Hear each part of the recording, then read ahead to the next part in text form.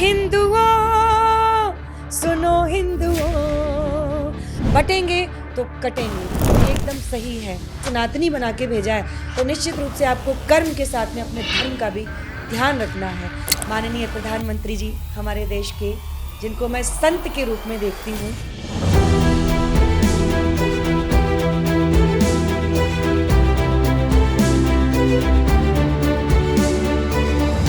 हम दो हमारे दो नहीं, बल्कि अब तो ईश्वर की कृपा से जितना परिवार ज़्यादा से ज़्यादा बढ़े वही हिंदुओं के लिए अच्छा है। मेरे अंगने में तुम्हारा क्या काम है? हम तुम्हारी पूजा पद्धति में इन्वॉल्व नहीं होते तो आप हमारी पूजा पद्धति में क्यों आते हैं? हमारी कोशिश यही रहती है, आप हमें ना छेड़ो। हिंदू शांत है, कमजोर नहीं है, छेड़ने की जरूरत मत कर देना, ऐसा उठने की देरी नहीं होती है। आज अगर जो ना संभले एक दिन बट के कट जाओगे। सुनो हिंदुओं, सुनो हिंदुओं।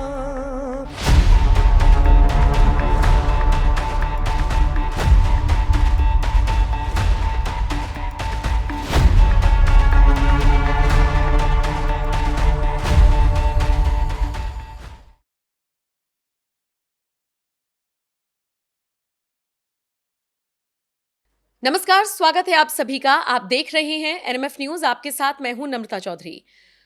नरेंद्र मोदी के तीसरी बार सत्ता में आने से पहले मैंने इंटरनेशनल प्रीचर, भजन गायिका और सोशल मीडिया पर बेहद लोकप्रिय सनातनी अंजलि द्विवेदी से ऑनलाइन बात की थी। ये इंटरव्यू ऑनलाइन हुआ था और उसमें उन्होंने मुझे एक गाना गाकर बताया था और इसी के साथ भविष्यवाणी कर दी थी कि 24 में फिर से सरकार बना रहे हैं नरेंद्र मोदी। भविष्यवाणी भी सच हुई, गाना भी बहुत पॉपुलर हुआ और आज मेरे साथ इस स्पेशल पॉडकास्ट में खुद अंजलि द्विवेदी जी मौजूद हैं। स्वागत है अंजलि जी। धन्यवाद। जय श्री राम। जय श्री राम। एक तो आप इतना जबरदस्त गाती हैं कि आपके मुंह से शब्द निकले और वो वायरल हो जाते हैं, पहली चीज तो ये। और दूसरी बात, भविष्यवाणी भी सच साबित हो गई। क्या कहेंगी? ये ईश्वर की कृपा है और वो ऐसे शब्दों को कभी कभी मुख से निकलवा देता है कि वो सत्य हो जाते हैं और आप सब इतनी प्रशंसा करते हैं, तो ये प्रभु की कृपा है।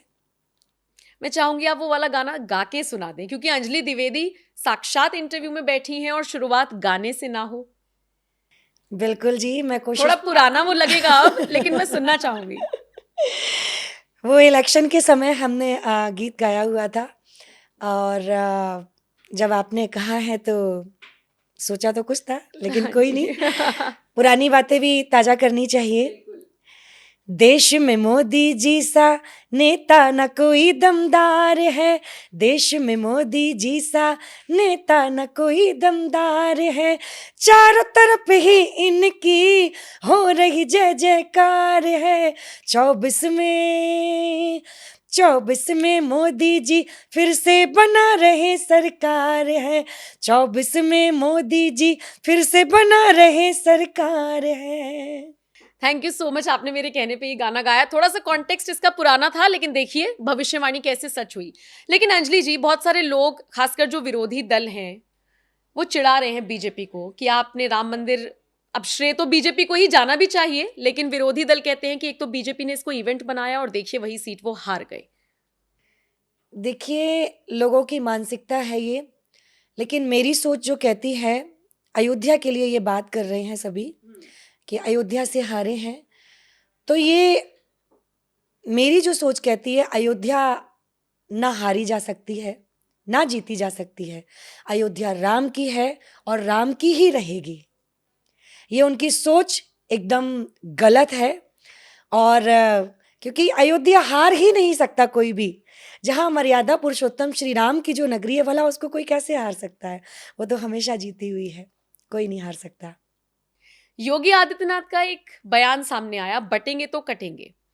चारों तरफ इसकी चर्चा है। फिर एक गाना आता है अंजलि द्विवेदी की आवाज में, सुनो हिंदुओं, और बटेंगे तो कटेंगे का ही एक तरीके से प्रचार किया है। पहले तो मैं गाने का एंगल जानना चाहूंगी, आप इस गाने के जरिए क्या मैसेज देने की कोशिश कर रही हैं? और दूसरा सवाल मेरा बैक टू बैक ये रहेगा, बटेंगे तो कटेंगे थोड़ा कम्युनल नहीं लगता है, या ये जोड़ने की कोशिश है? सोच की फर्क है ये। सबसे पहले तो मैं जिस धर्म में मैंने जन्म लिया वो है सनातन, और ईश्वर ने मुझे एक बड़ी ही सुंदर जो मुझे सुंदर जो एक वरदान दिया है संगीत का। सनातन धर्म में मैंने जन्म लिया और भक्ति के माध्यम से मैं जन जन तक भजनों को पहुंचाती हूँ। ये तो हो गया मेरा कर्म जो मैं कर रही हूँ। और साथ में जब सनातन की बात आती है तो ये जो मैं कार्य कर रही हूँ, आपने एक जो टाइटल, जो अभी स्लोगन काफी हाईलाइट हो चुका है, बटेंगे तो कटेंगे, ये वही बात आ जाती है सनातन को एकजुट करने की। अभी हम अभी जल्दी में ही एक छोटा सा एक कंटेंट भी जल्दी में ही आप सबके बीच लाने वाले हैं, जो कि इस प्रकार होगा। लकड़ी एक होगी, टूट जाएगी, दो होंगी, टूट जाएंगी, बट वो 20 से 25 होंगी, 30 होंगी, ज्यादा से ज्यादा गट्ठर होगा, उसको कोई तोड़ नहीं सकता। अर्थात जब हम बटेंगे नहीं तो हम कटेंगे भी नहीं। ये हमारे देश के हर सनातनी को एक संदेश है मेरा, जो मैंने इस गीत के माध्यम से लाया हुआ है। और जो मेरी पहचान है, हम हिंदुओं की पहचान है, माननीय अटल जी ने जो कि कही, उनकी 2 लाइनें मैं कहना चाहूंगी, जो कि हमने इस गीत में भी ली हैं। सबसे पहले, हिंदू तन मन, हिंदू जीवन, रग रग हिंदू मेरा परिचय। सुनो हिंदुओं, सुनो हिंदुओं, सुनो हिंदुओं, सुनो हिंदुओं, सुनो हिंदुओं, जात पात के चक्कर में जो पड़ जाओगे, सुनो हिंदुओं, जात पात के चक्कर में जो पड़ जाओगे। आज अगर जो ना संभले, आज अगर जो ना संभले, एक दिन बट के कट जाओगे। सुनो हिंदुओं, सुनो हिंदुओं। क्योंकि पूरे हिंदुस्तान में मैं भी जाती हूँ, देखती हूँ जगह जगह किसी के साथ अगर कुछ भी होता है गलत, गुप्ताओं के साथ हुआ, यादव के साथ हुआ, वैश्य समाज के साथ हुआ, किसी के भी साथ हुआ, वो यही उनकी सोच रहती, अरे गुप्ता के साथ हुआ, वो देख लेंगे खुद ही, उनकी बात है। ये सभी के साथ होता है। लेकिन यही बात हमारे उत्तर प्रदेश से हमारे मुख्यमंत्री जी, महाराज श्री योगी आदित्यनाथ जी ने उसी को नारा का नाम दिया, बटेंगे तो कटेंगे। ये एकदम सही है। सबसे पहले देश के लिए सोचना चाहिए, धर्म के लिए सोचना चाहिए, जो कि इस गीत में भी हमने लाइनें लाई हुई हैं लेखक महोदय से, जो हमने लिखवाई हुई हैं। देश धर्म से बढ़कर प्यारे, जाति ऊंची नहीं होती, कितना जतन कर लो कंधे से, छाती ऊंची नहीं होती। देश धर्म से बढ़कर प्यारे, जाति ऊंची नहीं होती, कितना जतन कर लो कंधे से, छाती ऊंची नहीं होती। मैं और मेरे के चक्कर में, मतलब मैं और मेरा, पड़ोसी के यहाँ क्या हो रहा है कोई मतलब नहीं, यही सोचते रहे तो वो अगला नंबर आपका भी हो सकता है।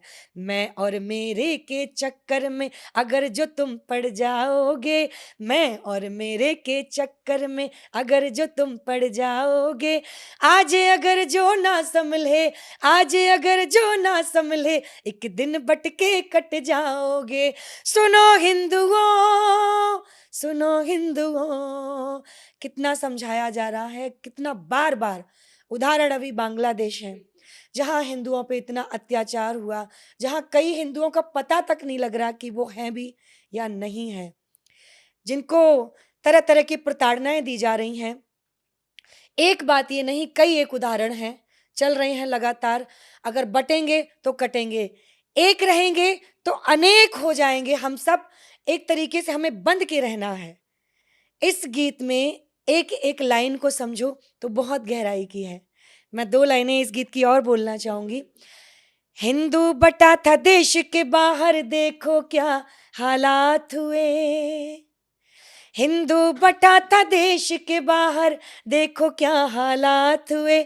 बर्मा पाक अफगान रंगून में कैसे वो बर्बाद हुए।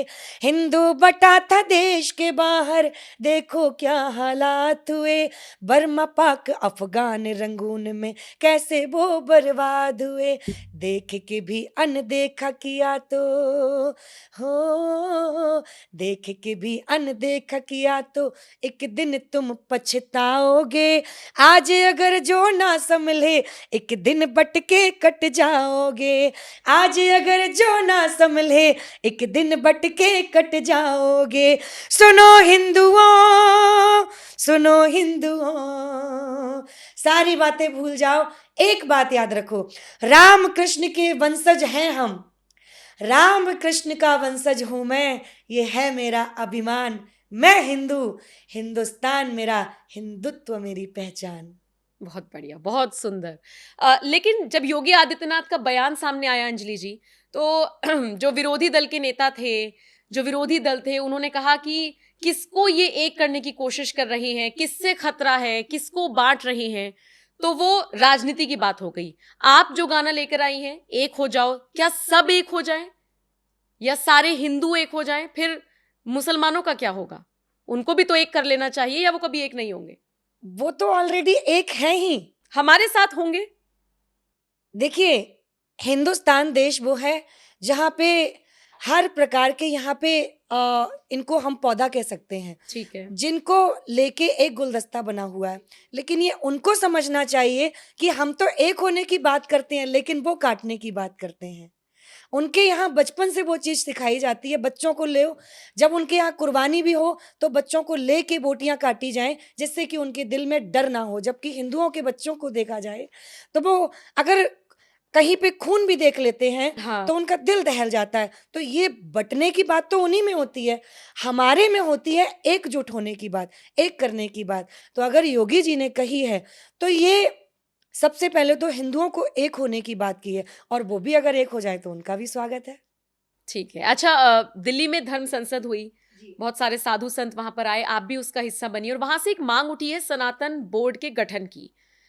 ये वक्फ बोर्ड को चैलेंज देने के लिए मांग उठ रही है, या वक्फ बोर्ड खत्म होता है नहीं होता है उससे कोई मतलब नहीं है, लेकिन सनातन बोर्ड बनना चाहिए? हमारे देश में सनातन बोर्ड नहीं है लेकिन वक्फ बोर्ड है, ये तो गलत हो गया ना। जब उनके लिए सोचा जा रहा है तो हमारे देश में हमारे लिए क्यों नहीं सोचा जाएगा। इसीलिए सनातन बोर्ड की हम सभी सनातनियों ने मांग की, जो कि आदरणीय महाराज श्री देवकी नंदन ठाकुर जी ने हमारे हिंदू भाई बहनों के बच्चों के भविष्य की चिंता को, उनके भविष्य की जो भविष्य उनका आने वाला है, उनकी पीढ़ी जो आने वाली है, उनकी चिंता करते हुए सनातन बोर्ड के लिए जो मांग की है वो एकदम सही है। और मैं उनके मत को बहुत बहुत प्रणाम करती हूँ, उनकी सोच को प्रणाम करती हूँ जो इस विषय में सोच रहे हैं। साधु संत नहीं सोचेंगे तो कौन सोचेगा, तो ये मांग उनके साथ मैं भी करती हूँ। और ये सनातन बोर्ड का अगर गठन होता है तो इसका काम क्या होगा, मकसद क्या होगा, कैसे काम करेगा ये? मैं गीत के माध्यम से बताती हूँ क्योंकि मैं गायिका हूँ, तो मैं एक गीत के माध्यम से ही आदरणीय देवकी नंदन महाराज श्री की और सभी संत समाज की जिन्होंने ये कार्यभार संभाला है, मैं गीत के माध्यम से। जागो जागो जागो जागो जागो हिंदू नींद से जागो, तुम्हें जगाने आया हूँ। जागो हिंदू नींद से जागो, तुम्हें जगाने आया हूँ। आने वाली पीढ़ियों का भविष्य बचाने आया हूँ। अपने धर्म सनातन का सम्मान बढ़ाने आया हूँ। अपने धर्म सनातन का सम्मान बढ़ाने आया हूँ। हिंदू राष्ट्र बने भारतीय अलख जगाने आया हूँ। सनातन बोर्ड बने भारत में अलख जगाने आया हूँ। हमें मिटाने की खातिर उनकी तैयारी जोरों से, उनका हौसला पस्त है करना करके बारिश तीरों से। भाला बरछी हाथ में थामो, अब समय आ गया है। भाला बरछी हाथ में थामो, युद्ध सिखाने आया हूँ। सनातन बोर्ड बने भारत में अलख जगाने आया हूँ। बहुत खूबसूरत। और मुझे तो लगता है अगर आप सनातन बोर्ड पे आपने गाना बना दिया तो देखिए आगे क्या होता है। खैर, इतनी बेबाकी से महिला होकर आप अपनी बात रखती हैं, चाहे भजन के जरिए, चाहे इंटरव्यूज में, तो डर नहीं लगता, कभी धमकियां नहीं मिलती? बहुत आती हैं, आती हैं? बिल्कुल आती हैं। और लोग कोशिश करते हैं मेरी आवाज़ को दबाने की, लेकिन अब दबने वाले नहीं हैं। और मैं ही नहीं, मुझे लगता है जो खुद को कट्टर हिंदू मानता होगा, जो खुद को सनातनी मानता होगा, वो अब डरने वाला नहीं है। सीधी-सीधी बात, जाग उठा है हिंदू सारा, श्री राम के नारों से अब ना कोई डरा सकेगा, तीरों से तलवारों से हमसे जो टकराएगा वो चूर-चूर हो जाएगा। राम राज्य अब आएगा, पूरे देश में वो भगवा लहराएगा। और वैसे भी टी राजा आपको अपनी बहन मानते हैं, और टाइगर राजा के बयान तो वो इतने धाकड़ होते हैं, जब हम लोग सुनते हैं सोचते हैं अरे इस नेता ने ये क्या बोल दिया। तो उन्होंने आपके लिए वीडियो भी शेयर किया था। तो कैसी बॉन्डिंग है आप दोनों की, और मुलाकात हुई शायद आपकी हाल ही में, बिल्कुल, तो क्या एक्सपीरियंस रहा हो? हमारे बहुत ही आदरणीय हैं, बड़े भैया टाइगर राजा जी, जो कि बब्बर शेर कहे जाते हैं, सनातनी बब्बर शेर। और मैं उनसे बहुत कुछ सीखती भी हूँ। मुझे छोटी बहन मानते हैं, बहुत लाड करते हैं। अक्सर बात होती है, अभी कल ही हम जब मिले तो इसी बारे में चर्चा हुई। लाइनें सामने आईं, उठो हिंद के शेरों जागो, भारत माँ ने पुकारा है, कहो गरज कर हम हिंदू हैं, हिंदुस्तान हमारा है। तो अक्सर इस तरीके की हमारी चर्चे होते हैं, बातें होती हैं कि हम, देखिए सीधी सी बात है, हम हमारे देश के लिए क्या कर सकते हैं। ज़रूरी नहीं है आप 15 अगस्त 26 जनवरी के लिए ही, आप हमारे भारत के लिए सोचें। जिस देश में रहते हैं हमारा ये दायित्व बनता है, फर्ज बनता है, साल के 365 दिन हम हमारे देश के बारे में सोचें। परिवार चलाना कर्म भगवान ने जब इस धरती पे भेजा है, तो जीवन यापन तो जानवर भी कर रहे हैं। अगर आपको मनुष्य योनि में जन्म दिया है, सनातनी बना के भेजा है, तो निश्चित रूप से आपको कर्म के साथ में अपने धर्म का भी ध्यान रखना है। आए हो अगर पृथ्वी पे, तो ऐसा कार्य करके जाओ, आपके जाने के बाद भी लोग आपको याद करें।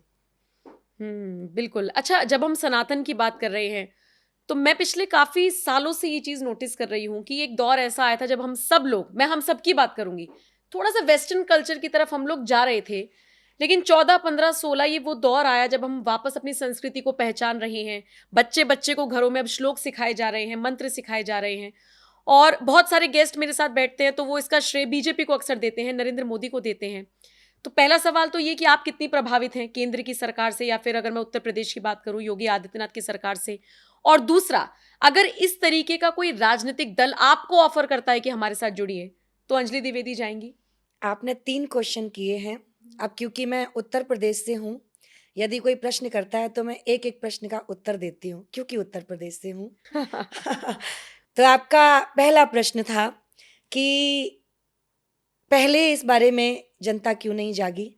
अब क्यों सोचा, या अब अपने बच्चों को क्यों श्लोक सिखाए जा रहे हैं, उनको जागरूकता का ज्ञान दिया जा रहा है?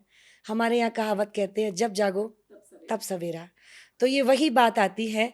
और रही बात कि अब सरकार की, सरकार देखिएगा, अब की सरकार की अगर बात करें तो बहुत अच्छा कार्य कर रही है। जो कार्य 70 सालों से नहीं हुआ, वो अब हो रहा है। सीधी सी बात, और ये देश ही नहीं दुनिया देख रही है। मेरे कहने से ही सिर्फ ये नहीं बात आती है, दुनिया देख रही है। सनातनियों का देश है ये, राम का देश है, श्याम का देश है। जिस देश में कभी इतना धार्मिकता के लिए ध्यान नहीं दिया गया, अब जाके जब से हमारे देश में माननीय प्रधानमंत्री जी, हमारे देश के, जिनको मैं संत के रूप में देखती हूँ, नरेंद्र मोदी जी जब से आए, हमारे उत्तर प्रदेश में आदरणीय महाराज श्री योगी आदित्यनाथ जी आए, तब से देश का रुख ही बदल गया है। धार्मिक आयोजन जगह जगह हो रहे, धार्मिकता बढ़ती जा रही है, लोग अपने धर्म के प्रति जागरूक हो रहे हैं। अरे, और सबसे बड़ी बात, मंदिरों पे ध्यान दिया जा रहा है। अब से पहले कहीं ऐसा नहीं हुआ। मंदिरों पे हमारे इतना ध्यान दिया जा रहा है, जगह जगह कॉरिडोर बन रहे हैं, चाहे वो विंध्याचल धाम हो, चाहे वो केदारनाथ हो, चाहे वो उज्जैन हो, चाहे वो काशी हो, और सबसे बड़ी प्राथमिकता जो दी गई है अयोध्या को, जो पूरी दुनिया ने देखा कि वाकई भारत में अब वो दिन दूर नहीं जब राम राज्य आ जाएगा। क्योंकि जब हमारे रामलला 22 जनवरी को मंदिर में प्राण प्रतिष्ठा हो रही थी, तो क्या ही वो दिन था। वाकई वो दिन जब याद आता है तो लगता है कि हमारा सौभाग्य है जो हमने वो नज़ारा देख पाया। हमारे पूर्वज जो देखते देखते चले गए कि कब वो दिन आएगा, कब वो दिन आएगा, तो हम और आप वो दिन देख पाए। तो इसीलिए उनकी प्रशंसा की जाती है, योगी जी की, मोदी जी की, जो वो मंदिरों की तरफ जा रहे हैं, सनातनियों के लिए सोच रहे हैं, देश के लिए सोच रहे हैं। और ये सिर्फ सनातनियों के लिए ही नहीं सोच रहे, मोदी जी सबके लिए सोच रहे। बस लोगों को अब सोचना है कि वो क्या कर रहे हैं।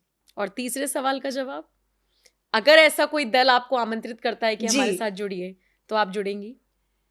देखिए, मैंने बोला मैं सनातनी हूँ, मैंने सनातन धर्म में जन्म लिया है। और जो मेरे धर्म के बारे में सोचेगा, मैं उसके बारे में सोचूंगी। अभी फिलहाल ऐसा मैंने कुछ भी राजनीति में जाने का प्लान नहीं किया है। अभी मैं जो कार्य कर रही हूँ, मैं उससे बहुत संतुष्ट हूँ। लेकिन आगे चल के वो सोचेगा मेरे लिए, तो वो जैसा सोचेगा, हम तो कठपुतली हैं, वो हमें घुमाता जाएगा, हम जाते जाएंगे। ठीक है। एक एक मुद्दा है जो बड़ा गंभीर है, वो है जनसंख्या विस्फोट। और मैं आपका ट्विटर पेज, जिसे अब हम एक्स कहने लगे हैं, मैं वो एक बार देख रही थी, तो मुझे हल्की सी झलक दिखी कि आप भी उस पर बात करना चाहती हैं। तो जनसंख्या विस्फोट को लेकर धीरेन्द्र शास्त्री हो गए, जी या बहुत सारे ऐसे लोग हैं दिग्गज जो कहते हैं कि अगर वो 8 बच्चे पैदा कर रहे हैं तो तुम और कर लो। लेकिन मुझे नहीं लगता ये सॉल्यूशन है। आप इसे किस तरीके से देखते हैं? जनसंख्या विस्फोट मतलब बढ़ती जनसंख्या को रोकना है ना, तो हम दो हमारे दो वाला कॉन्सेप्ट आपकी नजरों में ठीक है, या तोड़ करने के लिए यहां से शुरू हो जाएं अब? देखिए, कॉन्सेप्ट तो वही अच्छा था, हम दो हमारे दो।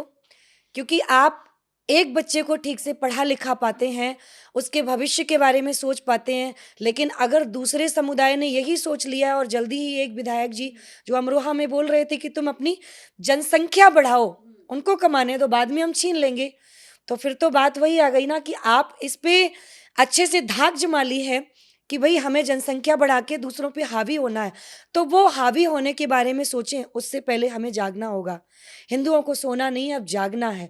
तो उस विषय पे निश्चित रूप से हमें सोचना पड़ेगा अब कि हम पे कोई हावी ना हो पाए, हमें अपनी जनसंख्या बढ़ानी होगी। और ये सोच मेरी नज़रिए से सही है। हम दो हमारे दो नहीं, बल्कि अब तो ईश्वर की कृपा से जितना परिवार ज़्यादा से ज़्यादा बढ़े, वही हिंदुओं के लिए अच्छा है। अच्छा। पंडित धीरेन्द्र शास्त्री का ये एक और बयान है। उन्होंने कुंभ में एंटी सनातनियों के आने के लिए बैन लगा दिया। उन्होंने कहा मतलब ऐसा होना चाहिए। और फिर उनसे पूछा गया, क्योंकि निश्चित तौर पर विवाद तो होना ही था इस बयान पर, तो कहने लगे हाँ भाई मैंने सही तो कहा है, मेरे अंगने में तुम्हारा क्या काम है? तुम्हें शास्त्रों का नहीं पता, तुम्हें हमारे धर्म का नहीं पता, तो तुम वहां दुकानें लगाओगे?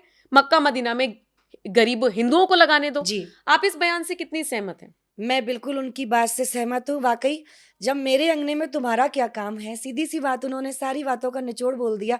हम तुम्हारे अंगने में नहीं जाते हैं तो तुम मेरे अंगने में क्यों? हम तुम्हारी पूजा पद्धति में इन्वॉल्व नहीं होते, तो आप हमारी पूजा पद्धति में क्यों आते हैं? आप वहाँ पे रूप बदल बदल के वहाँ पे आप जगह जगह पे पहुँच जाते हैं, कहीं आप दुकानें लगाते हैं।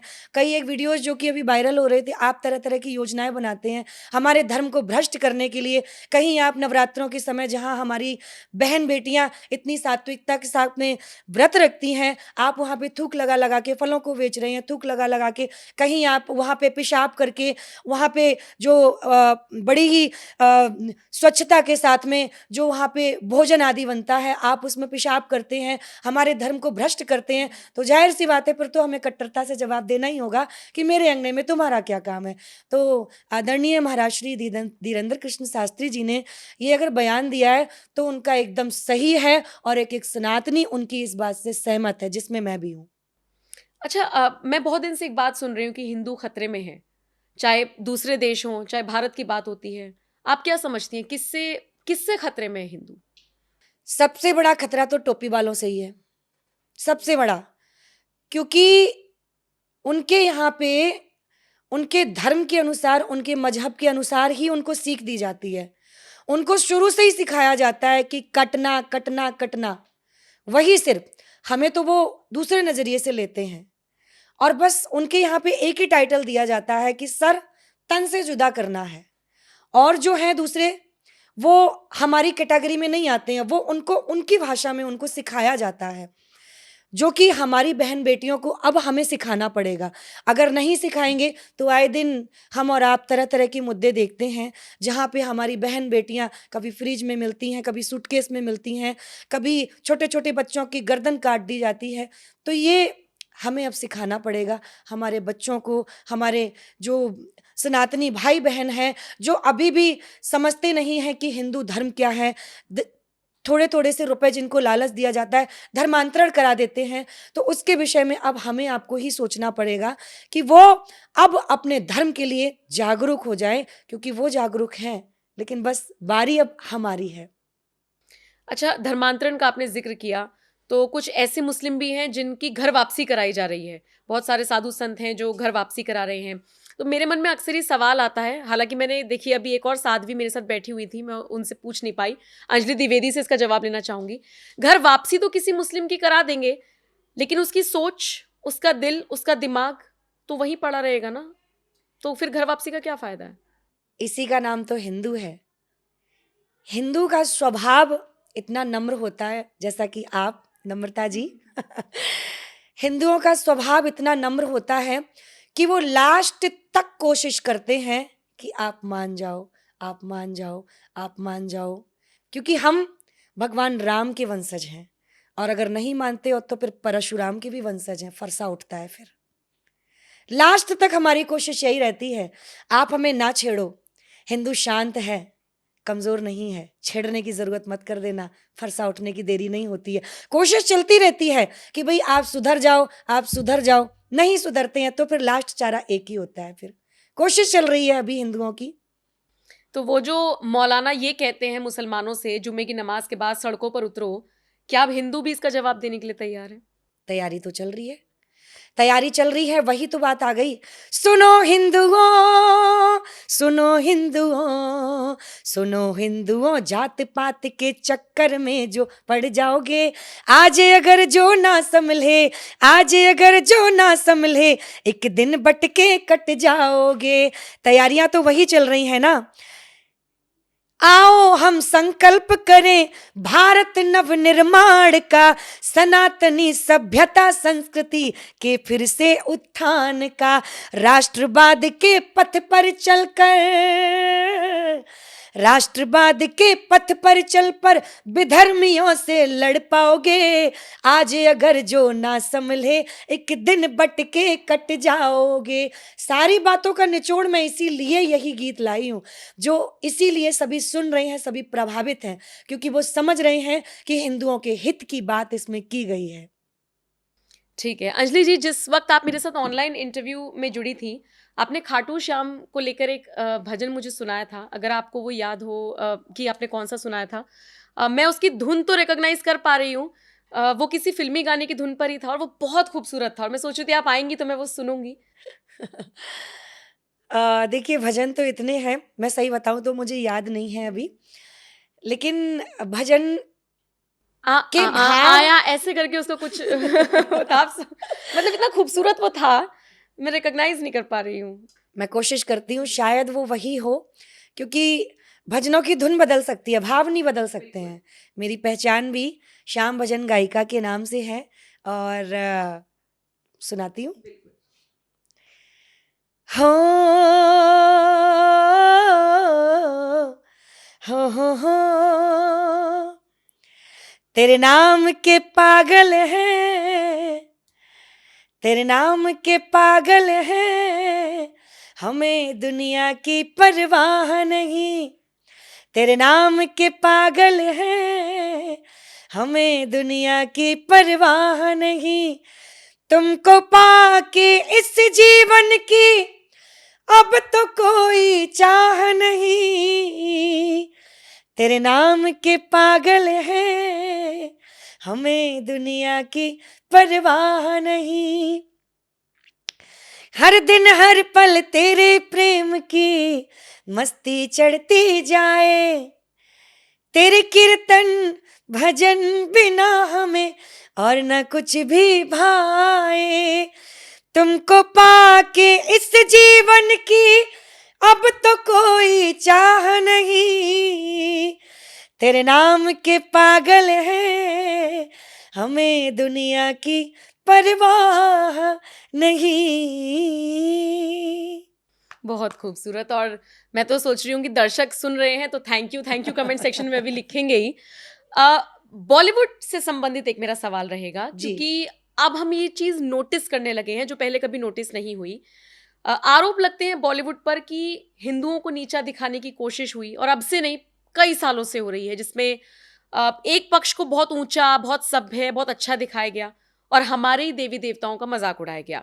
उस मजाक को हमने भी बड़ा मस्ती मजाक में लिया, लेकिन अब समझ में आता है कि हमने तो गलती की ही, लेकिन बॉलीवुड तो सालों से ये चीज करता हुआ आ रहा है। हवस का पुजारी हुआ, मौलवी कभी नहीं हुआ। कैसे देखती हैं?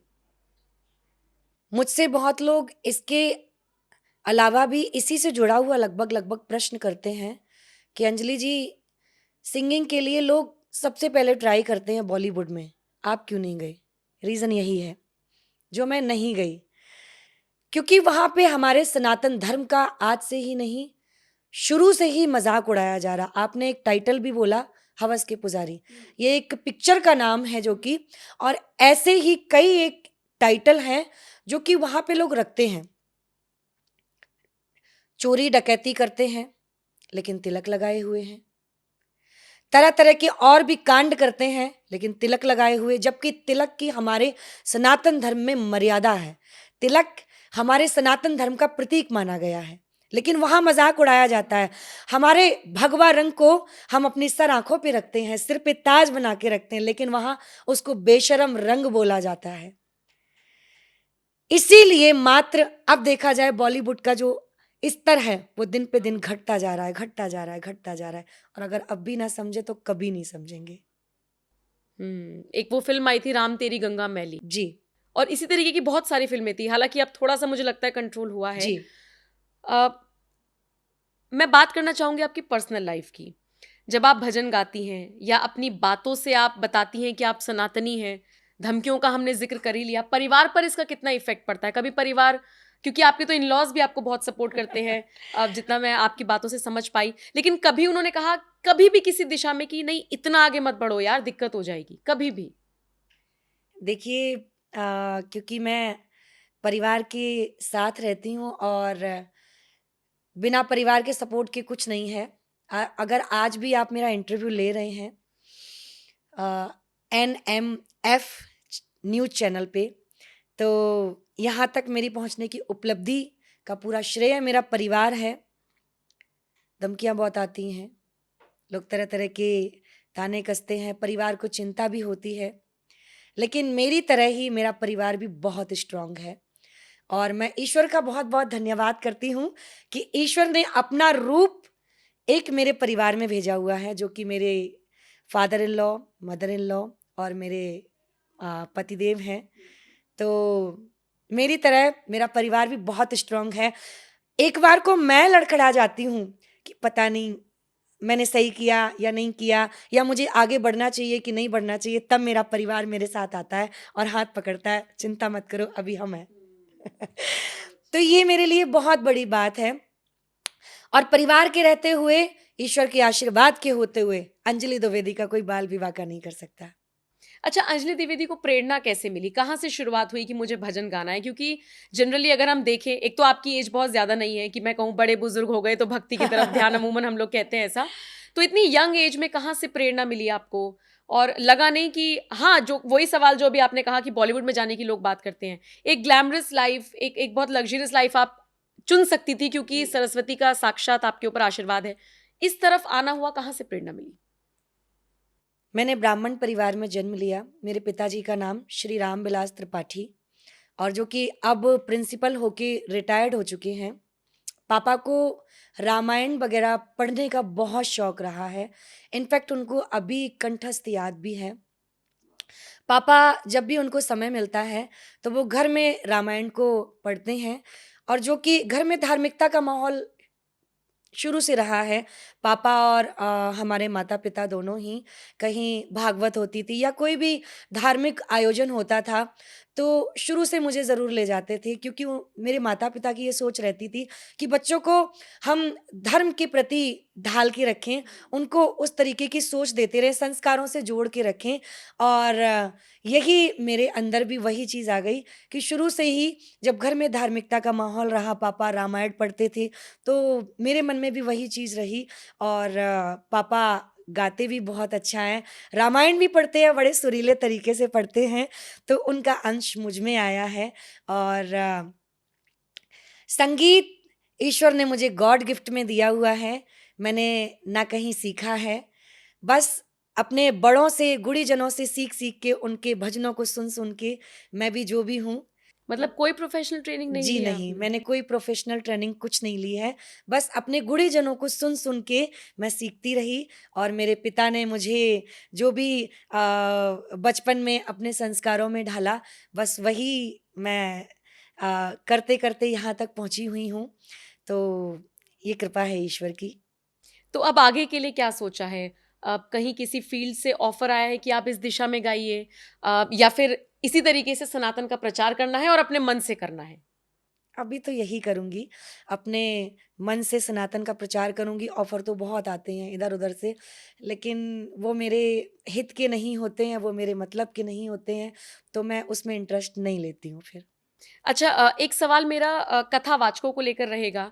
जया किशोरी से अक्सर ये सवाल पूछा जाता है, अभी तो वो एक बैग को लेकर ट्रोल भी हुई थी। जी। ये क्या प्रॉब्लम है अगर कोई भजन गा रहा है, कोई कथावाचक है, तो वो लग्ज़रियस लाइफ़ क्यों नहीं जी सकता? ये सवाल उठने क्यों ज़रूरी हैं? देखिए, जब भी कोई अच्छा कार्य करता है, उसके लिए रोड़े अटकाने वाले बहुत होते हैं। आप किसी की भी बात ले लो, क्या आपकी लाइफ़ में रोड़े अटकाने वाले नहीं आए? सभी की लाइफ में आते हैं और ये सिर्फ एक ही दिशा नहीं हुई, हर दिशा में आपको ऐसे लोग मिलेंगे जब भी कोई इंसान आगे बढ़ जाएगा। लेकिन हाँ, जब वो सक्सेस हो जाता है तब कहते हैं, अच्छा मुझे तो पता था आप यहाँ तक पहुँच जाएँगे, मुझे तो पहले ही पता था। जब मैं भी आगे बढ़ रही थी, तो मुझे भी लोग कहते थे, अरे ये लाइन अच्छी नहीं है, लड़कियों के लिए गाना बजाना सही नहीं। लेकिन जब मैं यहाँ तक आ गई हूँ, तो जो लोग मुझसे कभी लाइफ में, कभी जीवन में एक बार भी मिले होते थे, अब वो मुझे फ़ोन मिला-मिला के कहते हैं, "मुझे पहचाना? मुझे तो पता था पहले ही आप यहाँ तक पहुँच जाएँगे।" आप कह रहे थे जया किशोरी जी के लिए या कोई भी अन्य व्यक्ति के लिए कि सामने वाले को क्यों नहीं अच्छा लगता है?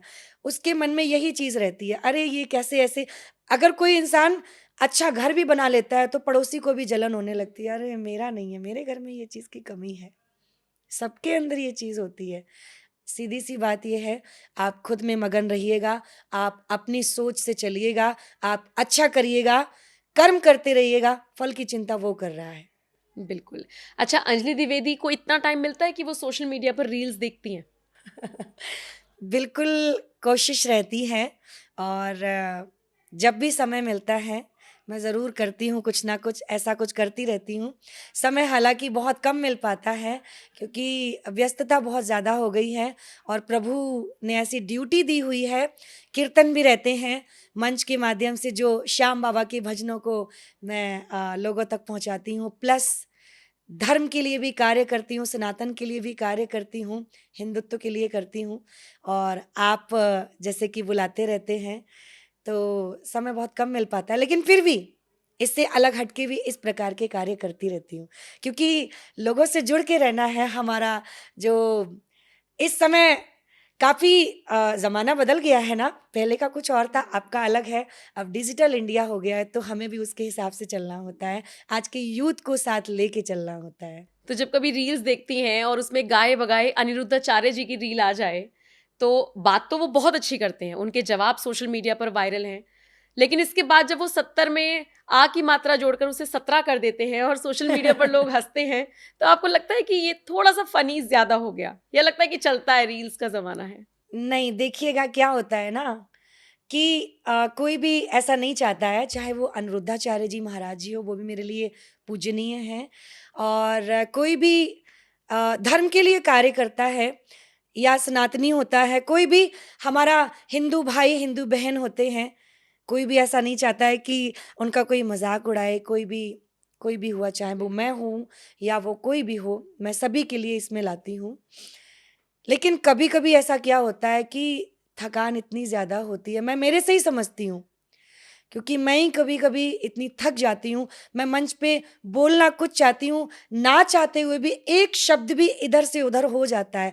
लेकिन ये सामने वाले को सोचना चाहिए कि ये व्यक्ति वो नहीं कहना चाहता था, और वही बात अनिरुद्धाचार्य जी महाराज जी के लिए भी, कि 70 में 70वां हो जाता है, तो वो खुद नहीं कहना चाहते हैं कभी-कभी, शेड्यूल इतना टाइट हो जाता है कि ज़बान है फिसल जाती है। सामने वाले को सोचना चाहिए बस। अच्छा, खत्म करना चाहूंगी इस पॉडकास्ट को, लेकिन श्याम बाबा के किसी भजन के साथ। जी, ज़रूर। बिल्कुल, हमारे कई एक भजन हैं जो कि मैं गाती हूँ, और उनमें से एक है, खाटू की गलियों की कुछ बात निराली है। मुझे लगभग 13 साल हो गए खाटू जाते हुए, और बाबा श्याम की मुझ पे विशेष, विशेष, विशेष कृपा है। जिस दिन से खाटू गई हूँ, खाटू वाले ने मेरा हाथ इस प्रकार पकड़ा कि मुझे पीछे मुड़ के देखने की ज़रूरत नहीं पड़ी। जो नहीं भी गए हैं खाटू, एक बार जाके देखिएगा, लिखा है वहाँ पे तोरण द्वार पे, हारे का सहारा बाबा श्याम हमारा। खाटू की गलियों की कुछ बात निराली है, एक मैं ही नहीं पागल दुनिया मतवाली है, एक मैं ही नहीं पागल दुनिया मतवाली है, खाटू की गलियों की कुछ बात निराली है। जहाँ पे प्रभु बहता दरिया है, ठहरा सा पानी है, हम तो कठपुतली तेरी, तेरी मेहरबानी है। प्रभु बहता दरिया है, ठहरा सा पानी है, हम तो कठपुतली तेरी, तेरी मेहरबानी है, एक मैं ही नहीं पागल दुनिया मतवाली है, खाटू की गलियों की कुछ बात निराली है। बहुत बहुत धन्यवाद स्टूडियो में आने के लिए अंजलि जी, वक्त देने के लिए, अपने विचार रखने के लिए, क्योंकि मुझे लगता है लोगों तक इसका प्रचार होना चाहिए, सही गलत क्या है वो मैसेज पहुंचना चाहिए। तो बहुत बहुत शुक्रिया आने के लिए। अब तो मुझे लग रहा है जैसे जैसे बदलाव देश में हो रहा है, वो दिन दूर नहीं, राम राज्य आएगा और हिंदू राष्ट्र बनेगा। 2 लाइनें गुनगुना दूं? बिल्कुल बिल्कुल बिल्कुल। आ गया युग राम राज्य का, आ गया युग राम राज्य का, जग भक्ति में डोलेगा मेरे भारत का, ओ मेरे भारत का बच्चा बच्चा जय जय श्री राम बोलेगा, मेरे भारत का बच्चा बच्चा जय जय श्री राम बोलेगा। जय सिया राम। जय सिया राम। और इसी के साथ इस पॉडकास्ट को देते हैं विराम। जय श्री राम। नमस्कार।